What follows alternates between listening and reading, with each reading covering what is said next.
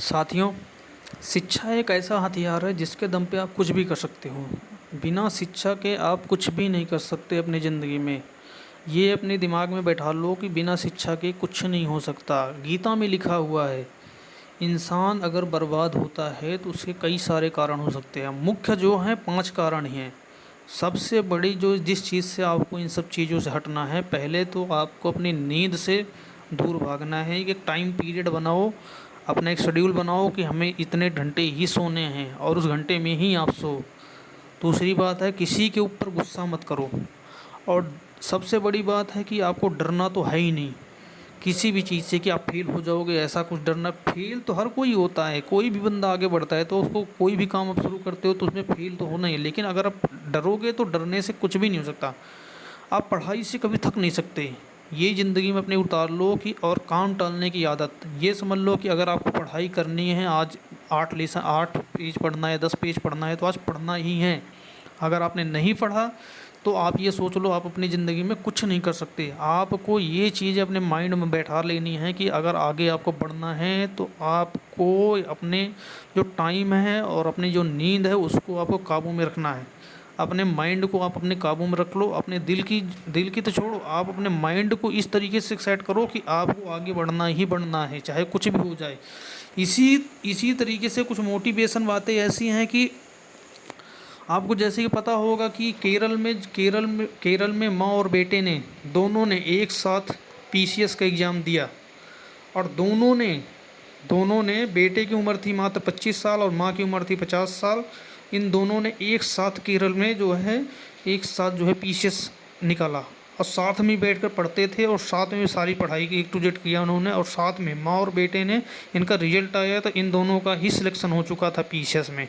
तो ये सोचो कि अगर माँ और बेटे ही रह गए, मतलब ये लोग इतनी पढ़ाई करके, शिक्षा की ताकत इतनी है, शिक्षा में इतनी ताकत है, ये लोग को इन्होंने क्वालिफाई कर लिया तो आप क्यों नहीं कर सकते। तो आप हार तो आपको मानना नहीं है। आपको ये सोचो कि आपको किसी ना किसी तरीके, इसी तरीके से आंध्र प्रदेश में एक हेड कांस्टेबल हैं, उसकी बेटी ने जो है आईएएस का एग्ज़ाम दिया और वह जो है अपने जिस जिस पुलिस चौकी में उसके पिताश्री की ड्यूटी थी वहाँ पर वह डीएसपी बन के पहुँची। सोचो वो मैडम जो है आईपीएस बनकर जो है वो वहाँ पर जब वो अपने वहाँ पुलिस चौकी में पहुँची तो उसके पिताश्री ने उसको सलूट मारा। तो वो वहाँ पर मतलब ये एक मोटिवेशन होता है कि शिक्षा की ताकत को अंदाज़ा लगा सकते हैं। शिक्षा की ताकत इतनी है कि एपीजे अब्दुल कलाम जी जो हमारे थे, उनको वो पढ़ाई में इतना मगन हो गए थे कि उनको अपनी शादी की डेट याद नहीं थी। तो ये सोचो शिक्षा की ताकत क्या होती। अगर उनको चीज़ याद होती तो शायद आज हम परमाणु संपन्न देश नहीं बन पाते, क्योंकि उन्होंने कितनी सारी खोज करी होगी, कितनी सारी पढ़ाई की, उनको ये नहीं पता चला कि उनकी शादी है आज और वो नहीं गए।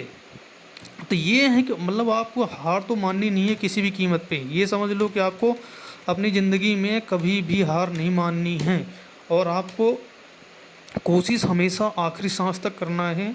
कोशिश अगर आप करोगे तो कोशिश करने वाले की कभी हार नहीं होती।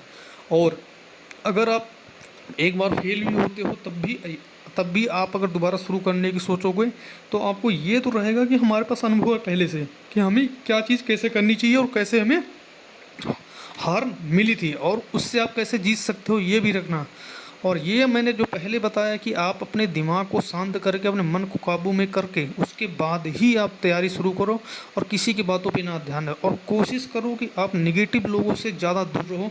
ये लोग ऐसा बोलता है, वो लोग वैसे बोलते, वैसे लोगों से आप हमेशा दूर रहो जो भी निगेटिव बातें करता है। और आप अपने दिमाग को अगर शांत करके अगर आप तैयारी करते हो तो ये ध्यान रखना, जो समुद्र जो होता है, जब समुद्र शांत बहुत ज़्यादा होता है ना तो कुछ दिन बाद सुनामी ज़रूर आती है।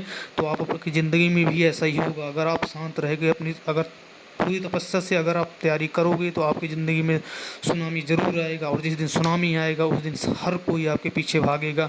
जो लोग नेगेटिव बात करते हैं वो भी आपके पीछे भागेंगे, जो आपके बारे में उल्टी सीधी बातें करते हैं वो भी आपके पीछे भागेंगे। आपको कभी भी हार नहीं माननी है। आप ये समझ लो कि आप अपनी ज़िंदगी में सफल होकर रहोगे और ये सफल होकर ही रहना है।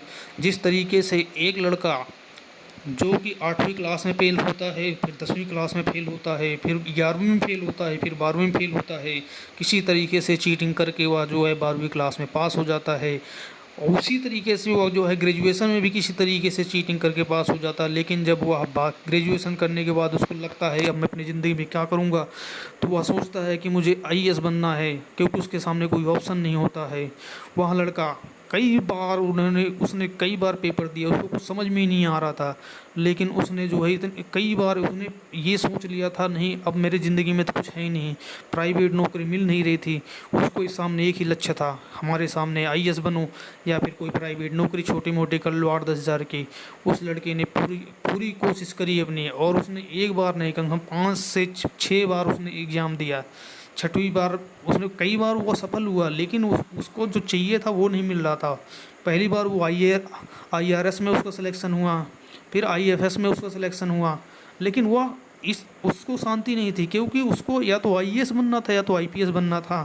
उसको ये देखता था कि मतलब आप लोग इनको काफ़ी मोटिवेशनल स्टोरी है, अगर आप इनकी स्टोरी पढ़ोगे, ये कई बार ये फेल होकर उसके बाद मतलब इनके घर वाले ऐसा कहते थे कि आप अपनी ज़िंदगी में कुछ नहीं कर सकते।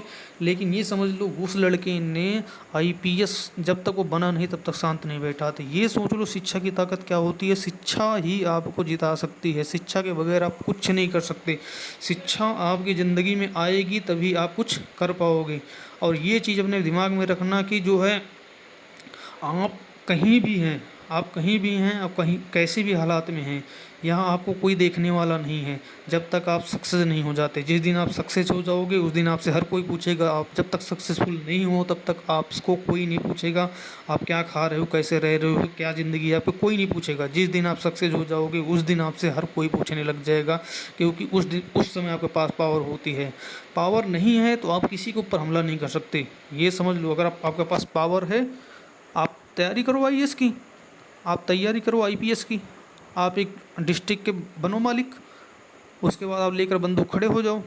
अगर आप जो बोलोगे वही होगा। पावर इसी कहते हैं। आज आप देखो कितने सारे इनकाउंटर हो रहे हैं बहुत सारे राज्य में। जो भी आईपीएस है उनके अंडर में सारे इनकाउंटर हो रहे हैं। कोई भी जितने भी माफिया हैं सब लोग भाग रहे हैं। तो शिक्षा की पावर यही है। वीडियो को लाइक करें और शेयर करें।